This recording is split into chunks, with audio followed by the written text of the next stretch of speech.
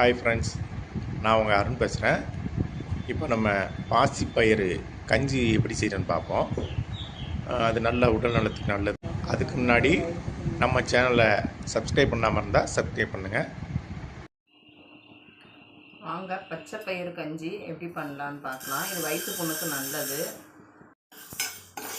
இதை நல்லா வாசம் வர வரைக்கும் வறுத்துட்டு இதை 1-2 உடச்சி, அம்மி இருந்தால் நீங்கள் அம்மியில் வச்சு 1-2 தட்டுங்க. அப்படி இல்லைன்னா மிக்சியில் பல்ஸ் மோடில் போட்டிங்கன்னா 1-2 வந்துடும். உடச்சிக்கலாம், ஆற வச்சுட்டு உடச்சிப்போம்.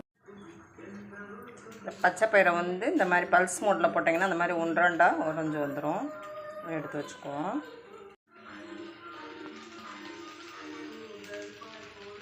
அரிசி 1/2 கப்பு எடுத்திருக்கேன். அதையும் போட்டுட்டு 1/2 கப்பு பச்சை பயிறு அதை வறுத்து 1-2 பொடிச்சு வச்சுருக்கோம்.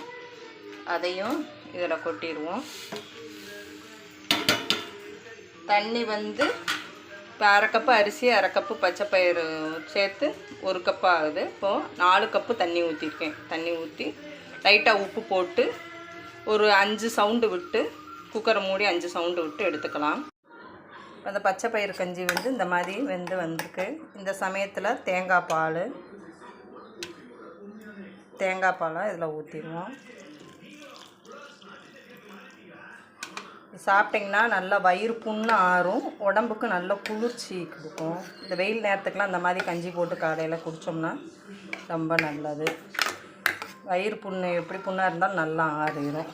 வாரத்தில் ஒரு 2 நாள் அந்த மாதிரி எடுத்துக்கோங்க. பச்சை பயிறு கஞ்சி ரெடி.